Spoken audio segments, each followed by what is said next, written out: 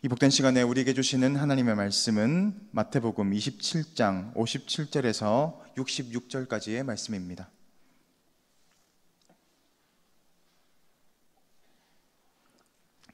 마태복음 27장 57절에서 66절까지의 말씀, 부활을 기다리는 제자라는 제목으로 하나님의 말씀을 받겠습니다.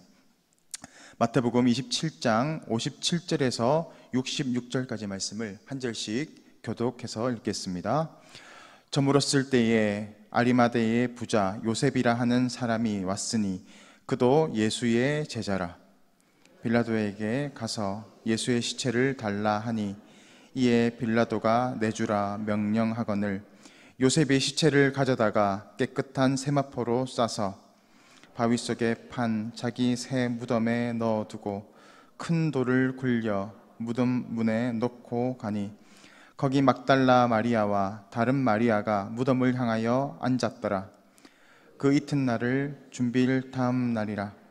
대제사장들과 바리새인들이 함께 빌라도에게 모여 이르되 주여, 저 속이던 자가 살아있을 때에 말하되 내가 사흘 후에 다시 살아나리라 한 것을 우리가 기억하노니 그러므로 명령하여 그 무덤을 사흘까지 굳게 지키게 하소서. 그의 제자들이 와서 시체를 도둑질하여 가고 백성에게 말하되 그가 죽은 자 가운데서 살아났다 하면 후에 속임이 전보다 더 클까 하나이다 하니 빌라도가 이르되 너희에게 경비병이 있으니 가서 힘대로 굳게 지키라 하거늘 그들이 경비병과 함께 가서 돌을 임봉하고 무덤을 굳게 지키니라. 아멘. 오늘 본문은 아리마대 요셉이라는 인물이 등장하는 것을 보여줍니다. 아리마대 요셉은 사내들인 공회원의 회원이었습니다. 그는 힘이 있었고 또 이스라엘의 종교적 지도자의 역할을 한 사람입니다. 특별히 오늘 성경은 아리마대 요셉을 가리켜서 아리마대의 부자 요셉이다라고 그를 소개하고 있습니다. 이것은 이사야 53장 9절 말씀에 예언의 성취를 보여주고 있는 것입니다. 이사야 53장 9절 말씀에 그는 강포를 행하지 아니하였고 그의 입에 거짓이 없었으나 그의 무덤이 악인들과 함께 있었으며 그가 죽은 후에 부자와 함께 있었도다라고 하는 이 이사야 예언의 말씀이 성취됨을 보여주고 있는 것입니다. 하나님께서는 예수님의 장례를 준비할 인물들을 이미 이렇게 준비해 놓고 있었다라는 것을 보여주고 있는 말씀입니다. 오늘 이 아리마대 요셉을 소개하기 이전에 56절을 보면 이미 갈릴레에서부터 예수와 함께 했던 여인들을 소개하고 있는 구절이 있습니다. 그들은 모든 제자들이 예수님을 다 떠나가고 수제자 베드로까지도 예수님의 죽음과 함께하지 못했음에도 불구하고 이 힘없는 여인들이 끝까지 예수의 십자가와 또 그의 죽음과 함께 있었음을 말하고 있습니다. 예수와 함께 있었던 이 여인들이 신실하게 끝까지 그 자리를 지켰음을 성경은 이야기하고 있고 그와 동시에 아리마대 요셉을 소개하고 있는 것입니다. 이것은 이 여인들과 같이 신실한 제자됨을 보여주고 있는 것입니다. 바로 영적인 부자였다라는 것을 오늘 성경은 이야기하고 있는 것이죠.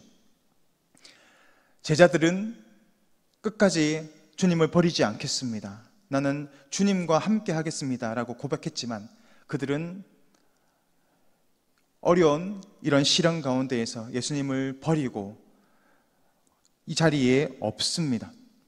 그러나 아리마대 요셉이라는 사람은 끝까지 예수님의 죽음과 함께 하였습니다. 그리고 빌라도를 향해서 예수의 시체를 내어달라고 요구하고 있습니다. 여기에서 요구하다라는 단어는 나의 자신의 몫을 달라라는 요구입니다. 그러니까 빌라도에게 내가 바로 예수와 밀접한 관계가 있는 사람, 바로 예수의 제자라는 것을 드러낼 수 드러내었다라는 것입니다. 이것은 자칫하면 자신이 공격을 당할 수도 있는 일입니다. 왜냐하면 제자들도 예수님과의 관계를 부인했던 것은 바로 불이익을 당할 수 있고 큰 어려움을 당할 수 있기 때문에 예수님을 부인했지 않습니까? 아리마대 요셉도 마찬가지입니다. 그는 사내들인 공회의 공회의원이었고 또 그것이 자칫하면 자신의 정치적인 생명을 위협할 수 있는 일이기도 했습니다. 그럼에도 불구하고 아리마대 요셉은 자신이 바로 예수의 제자이고 예수님과 밀접한 관계가 있다라는 것을 바로 이렇게 드러내고 있다라고 성경은 말하고 있습니다. 아리마대 요셉이 처음부터 그런 인물은 아니었습니다. 요한복음을 보면 아리마대 요셉이 바로 유대인들의 시선을 두려워해서 자기가 예수의 제자가 되었다라는 것을 숨겼더라라고 증거하고 있는 구절에서 그렇습니다. 그는 예수님을 믿는 사람이었지만 자신이 불이익을 당할까, 내가 제자라는 것을 드러내지 못하였습니다.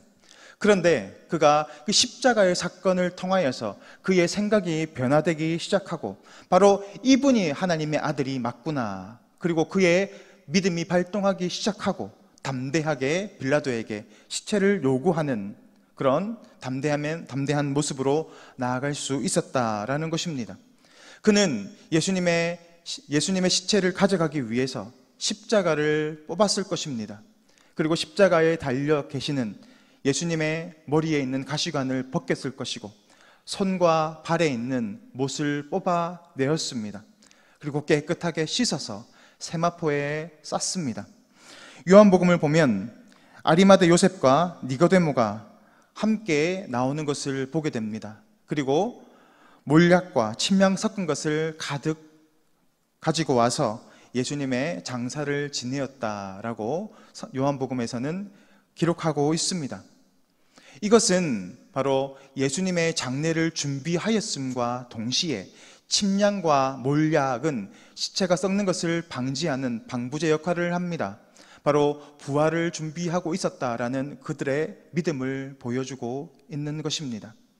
이전에는 자신의 안위를 위해서 제자됨을 숨겼지만 십자가의 사건을 통하여서 그는 이 예수님이 하나님의 아들임을 확신했고 예수님의 죽음과 부활을 준비하는 부활의 증인의 삶을 살았다라는 것입니다. 반면에 예수님의 부활을 두려워하는 세력이 있습니다. 바로 대제사장들과 바리새인들 그리고 서기관들입니다.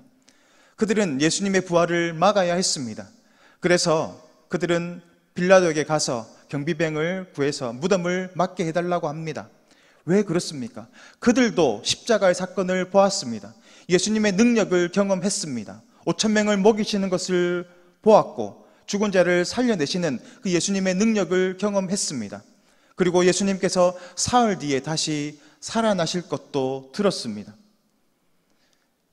그들이 그러한 표적과 이적들을 경험했음에도 불구하고 그들은 여전히 그들의 마음을 완악하게 합니다.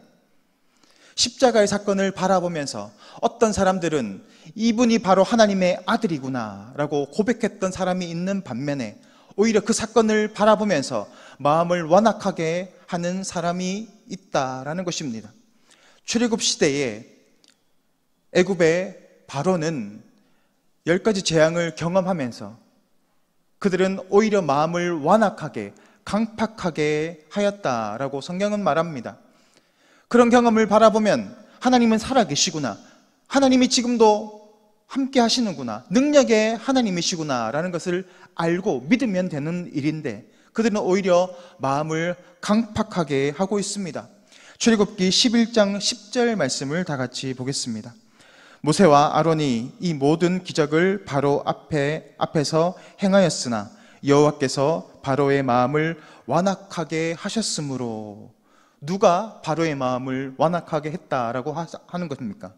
바로 하나님께서 바로의 마음을 완악하게 강팍하게 만들었다라는 것입니다. 이것은 하나님께서 바로의 마음 가운데 악한 마음을 넣어주셨다라는 뜻이 아닙니다. 바로 모든 사람이 하나님의 은혜가 아니면 이처럼 강팍하게 될 수밖에 없지만, 하나님께서 은혜를 부어주시면 그 마음 가운데 믿음이 들어가고, 이분이 하나님의 아들이구나, 이분이 그리스도이시구나를 깨달을 수 있는 것입니다. 바로 우리가 예수님을 구주로 시인하고 나의 주인으로 믿을 수 있는 것은 바로 우리 가운데 그러한 은혜를 부어주셨기 때문인 줄 믿습니다. 오늘 바로도, 또 오늘 본문에 나오는 것처럼 대제사장과 서기관들 역시 하나님께서 그들 가운데 은혜를 부어주시지 않았기 때문에 그들은 그러한 사건들과 또 표적들과 기적들을 체험했음에도 불구하고 예수님을 그리스도로 믿지 못했다라는 것을 보여주고 있는 것입니다.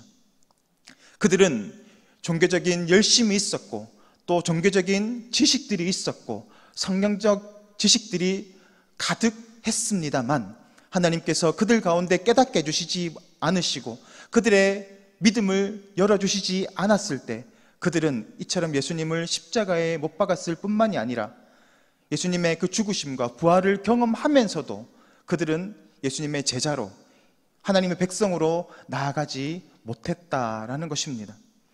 십자가를 바라보면 어떤 사람들은 그 십자가를 통해서 살아계신 하나님을 발견합니다. 그러나 어떤 사람들은 그것을 발견하지 못합니다. 마가복음 4장 12절 말씀에 이는 그들로 보기는 보아도 알지 못하며 듣기는 들어도 깨닫지 못하게 하여 그들이 돌이켜 죄 사함을 얻지 못하게 하려 함이다 라는 것입니다. 오늘도 우리가 예수님을 나의 주인으로, 우리의 구원자로 믿고 나아갈 수 있는 것은 하나님께서 우리에게 베풀어 주신 큰 은혜 때문인 줄 믿습니다. 오늘도 우리가 붙잡아야 할 것은 이 구원의 은혜가 되시는, 구원의 주님이 되시는 그 주님을 바라볼 수 있는 믿음을 소유해야 하는 것인 줄 믿습니다. 오늘도 우리 가운데 이 믿음이 회복되게 하시고 더 깊은 은혜를 통하여서 살아계신 하나님을 바라보고 세상을 이기며 나아가는 복된 제자의 삶을 살아가게 해달라고 간구해야 할 줄 믿습니다. 화면을 보시고 이 시간 다 같이 기도의 제목을 다 같이 읽겠습니다. 우리에게 베풀어 주신 구원의 감격이 회복되게 하시고 흔들리지 않는 굳건한 믿음을 주옵소서. 복음을 위해 우리의 사명의 자리에서 생명 다해 섬기는 참된 제자로 살아가게 하소서. 다 같이 기도하겠습니다.